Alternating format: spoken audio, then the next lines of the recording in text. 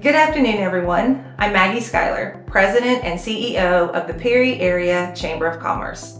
On behalf of the Governmental Affairs Committee of the Chamber, we would like to take this opportunity to inform you, the public of Houston County, of the different candidates that are running on the Republican ticket for Houston County Sheriff.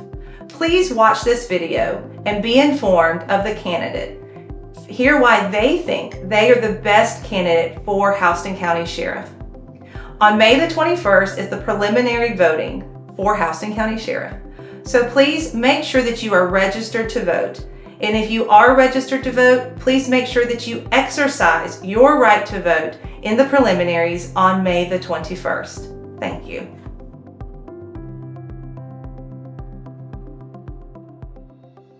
Hey, I'm Tony Wagner with Calder Banker Free Realty. I'm here with Matt Moulton today. We're just going to get to know a little bit about him and for the race for the Houston County Sheriff. Matt, would you like to introduce yourself? Yeah, good morning. I'm Matt Moulton. I currently work for the Houston County Sheriff's Office. I'm a lieutenant in the Criminal Investigations Division, and I'm glad to be here with you today. All right, thank you. Let's start it off. Why do you want to be sheriff? You know, that's a great question. And I don't know that I ever envisioned being a sheriff or even having the opportunity to run for sheriff. I had an uncle growing up as a kid that was a deputy sheriff for Bibb County. And as I grew up, I learned that I had a like for law enforcement. And, you know, I felt that it was a calling to go into law enforcement. So after high school, I went to college and got a degree in criminal justice. And I went into law enforcement at the age of 21. Over the years, I learned that I really valued leadership, good managers that I worked for. And I trusted their opinion and trusted their judgment. And I knew that I wanted to mold myself after them. So as I progressed through my career, I went back to college and got a master's degree in public administration that would be directly relevant for a leadership position in law enforcement. With Sheriff Touton being the longest sheriff in the country at 52 years now, I never really thought he would not be the sheriff. And now that the time has come that he's decided to retire, I trust in his vision. I believe in what he's done in Houston County for the last 52 years. And I feel like I'm the best candidate to continue what he's done over the last 52 years. Well, you brought up leadership a couple times. What's the type of leadership you'll bring to the sheriff's office? It's kind of a two-part answer, I think, for me. First is proven leadership. Throughout my career, I have served in supervisory positions where I have led other officers in the course of their duties. I'm an instructor with Georgia Post Council. And so not only have I done the job as a law enforcement officer, I've also trained other people how to do the job as a law enforcement officer. So proven leadership over 28-year career is the first part of that. The second part is I think my leadership style is servant leadership, and I believe that I possess the attributes of a servant leader. You know, I'm very slow to speak. I'm slow to anger. I'm quick to hear. I believe in listening to people. And I think you solve a lot of problems just by listening. And in the community, I think that's important. I believe in conceptualization, where I don't just look at a problem and try to think how to solve that problem for today, but I look at the big picture, the whole picture. I think outside the box. I think about decisions that I make today, how they're going to impact what we're doing today, but also how they're going to impact what we're doing 10 years from now. I think that's a big thing.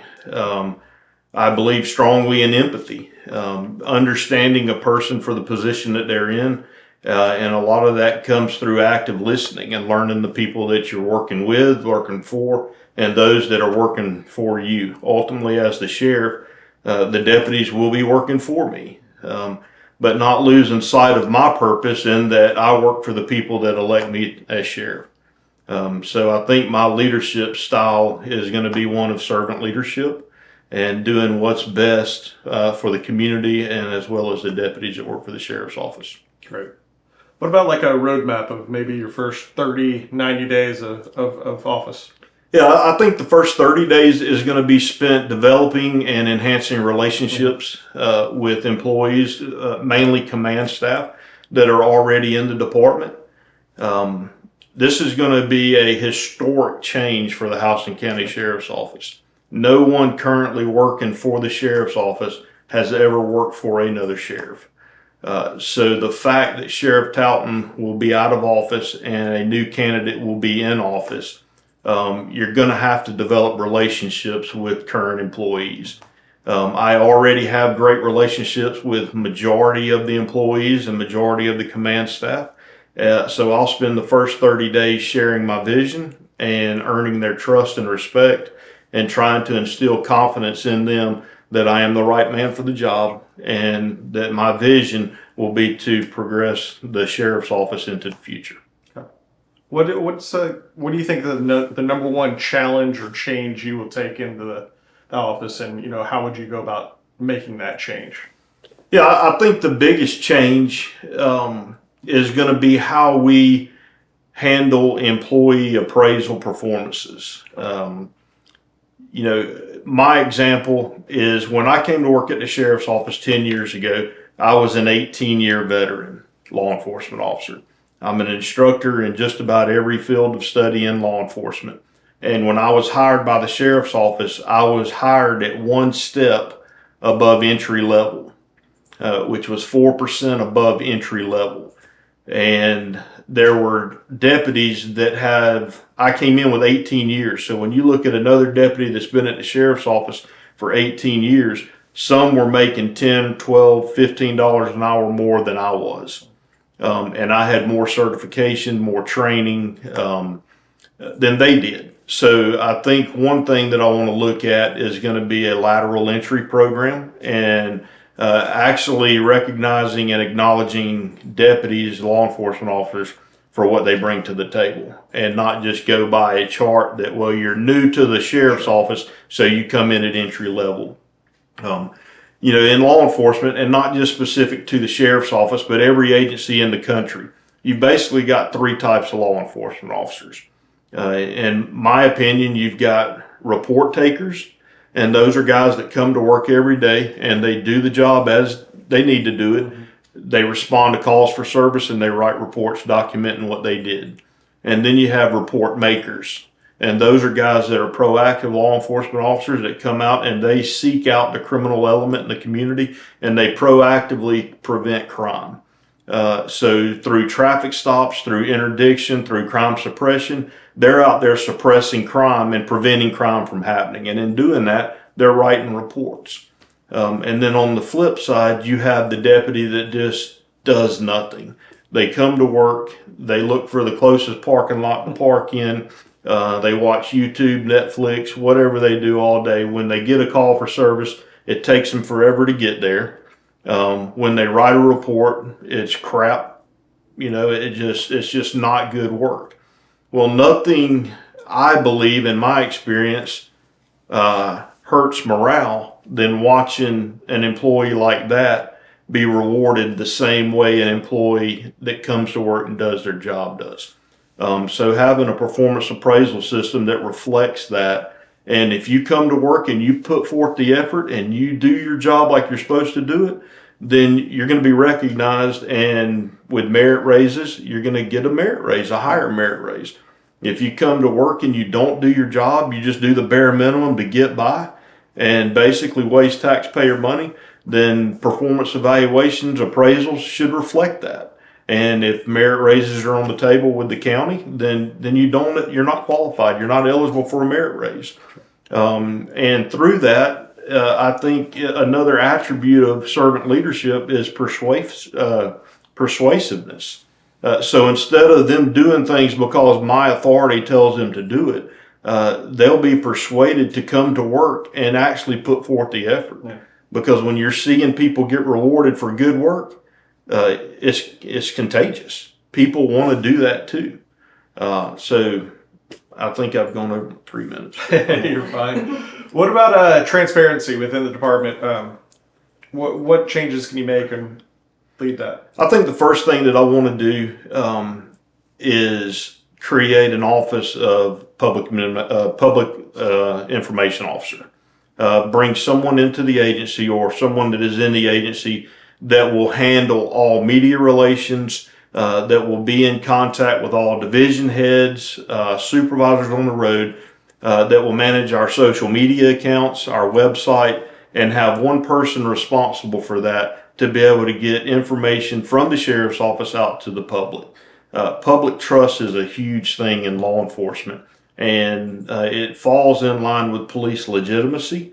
And if the community does not trust us, doesn't believe we're trustworthy or honest, then they're not going to submit to the authority of the law enforcement officer. When you're driving down the road and you try to make a traffic stop, when a law enforcement officer turns on the blue lights, you expect the car to pull over. If you tell the driver to step out of the car and put their hands behind their back, you expect them to do that. Well, if the community doesn't trust law enforcement, they're not going to do what you ask them to do. They're not going to submit to your authority. So public trust is huge. And I think by being transparent and getting information from the sheriff's office to the public is going to be a vital role in keeping that the way it is. You know, we've had instances in law enforcement across the country, whether it be a use of force situation, a deadly use of force situation, where you've seen an officer be forced to use deadly force against somebody and riots ensue. Cities are burned down, houses are destroyed, buildings are looted. Here in Houston County over the last 7 years, we've had 6 deadly force encounters with law enforcement. We've not had one riot. We've not had any protests. And it's not because the citizens of Houston County don't want to do that. It's because they trust the sheriff's office, they trust the leadership, and they trust that we did what we had to do. What about taking us kind of into the future? How do you feel about the technology and what aspects of that can we incorporate? Look, I am a firm believer in technology. Right now, we utilize flock cameras throughout the county. I would like to see the county invest more money in more flock cameras to create a geonet around the entire county where you can't come into or leave the county without a photograph of your vehicle being taken. And it's not Big Brother watching you, but we have solved crimes. We've solved serious crimes, violent felonies, because of the flock cameras. In July of 2022, we had an 8-year-old kid that was shot and killed while sitting in the back seat of a car. We had no vehicle description. We had no suspect description. We had no witnesses that could provide any information.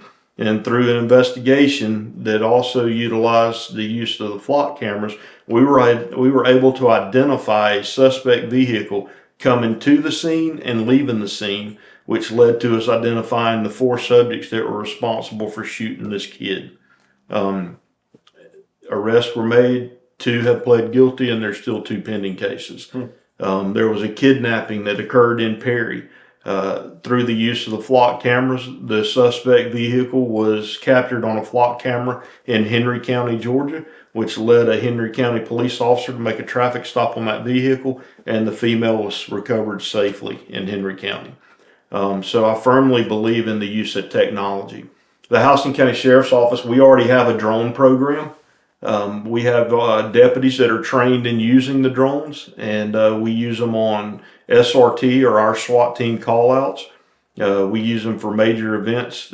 We use them for traffic accident reconstruction investigations to get aerial photographs of crash scenes. And I would like to enhance our drone program. Right now we have limited capabilities with the drones that we have because they're battery operated. So if we have a scene at night and we're needing to use a FLIR camera attached to the drone, the battery life on that's about 12 to 15 minutes. Oh, wow. So you put a drone up, 12 to 15 minutes, you got to bring it down and change out the batteries. They have drones now that have tethering systems that can fly up to about 150 feet, and it's power. You got a downlink for video and audio, so you can put a drone up. If we have let's say a barricaded gunman or a hostage situation, you can put a tethered drone 150 feet above the scene, and you can leave it there until it's over with. So I would like to move towards that technology. I also want to add thermal printers in all of the patrol cars. We've got them now in all of our traffic vehicles. it allows the deputies now, if they issue citations or do reports in the vehicle, whether it be a booking report or a tow sheet or anything like that, they're able to do it on their computer in the patrol car and print that out right there, and they've got their paperwork handy. That'll make their job easier and make them more efficient in doing their job. So I'd like to add that as well. Brings us to the next question: budget. Managing the budget for the sheriff's office. How are you going to go about? Yeah, again, one of the attributes of servant leadership is being a good steward, and that's being a good steward of the taxpayers' money. So with technology, we know that's expensive. But one thing that we're unique about here in Houston County is we have 4 law enforcement agencies that make up Houston County law enforcement. We have a great partnership with those other 3 municipalities, so we don't have to do it alone. Warner Robins is working very hard. Perry is working very hard. Centerville is working very hard adding flock cameras, and we're able to link with them. Our report writing system, our report software, that was actually purchased by the city of Warner Robins back in the late 90s. And now all 4 agencies in Houston County piggyback off that same database. So we don't have to bear the entire burden. We can work with partnership with other law enforcement agencies to spread that out. And I think it'll make it better for us. With the budget concerns, technology is expensive. And a lot of the technology now has gone away from a initial purchase price and you get a turnkey product to now it's a lot of annual subscriptions. So you pay a fairly high annual subscription, and the maintenance and upkeep of those like flock cameras are done by the business that installs them. And you just pay an annual service. So that helps us out with budgeting because we don't have to come up with, say, $1 million up front to do this. You'd pay $25,000 or $30,000 a year over the course of the life of that equipment. Okay. And this kind of brings us to our last question. How are you going to allocate the department's resources to balance the needs of the combating the physical and the cybercrime that's happening? Yeah, the big thing, cybercrime has become prevalent in Houston County. We deal with so many phone scams, computer scams. I see more reports that deal with cybercrime today than I do other types of crime. So one of the things I want to do is create a cybercrime division within our criminal investigations division. We've already got the technology there. We've got deputies that are trained to use examination equipment such as Cellbrite or Gray Key to be able to forensically examine cell phones and computers and hard drives and things like that. So adding to that is going to be a vital addition to our criminal investigations division to be able to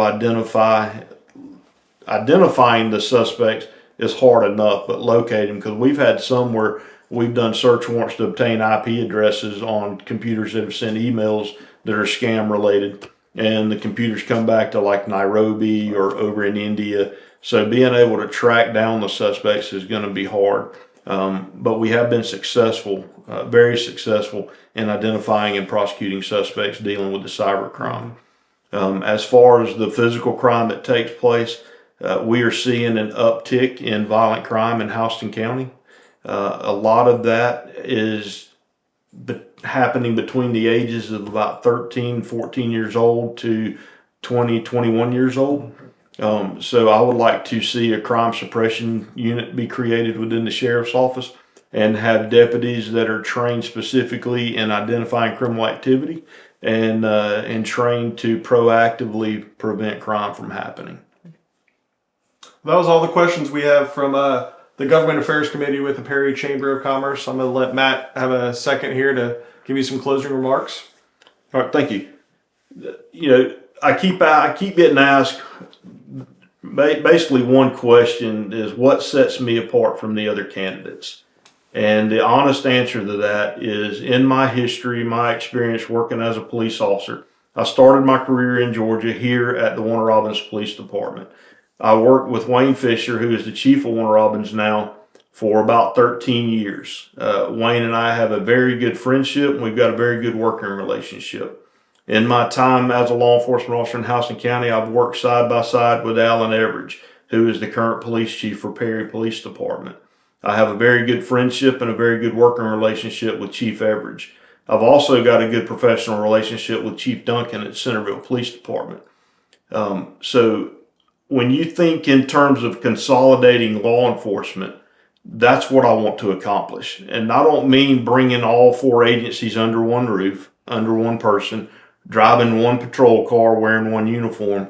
That's not what I'm talking about. I'm talking about consolidating lines of communication to where if we're experiencing a problem in the county, I can reach out to Chief Fisher or Chief Everidge or Chief Duncan and tell them what I have, and they can say, look, we're having the same problem. Let's do this to combat that issue.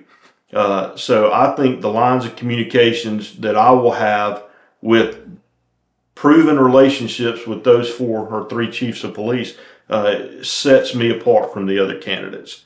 I do have a strong interest in working in partnership with these agencies to make all of Houston County better and safe, because ultimately that's what it's about. I've got a 15-year-old daughter that is a freshman at Veterans High School. I'm a member of Southside Baptist Church, where I lead a 9th grade group of boys in Collide, which is our student ministry, high school student ministry at Southside.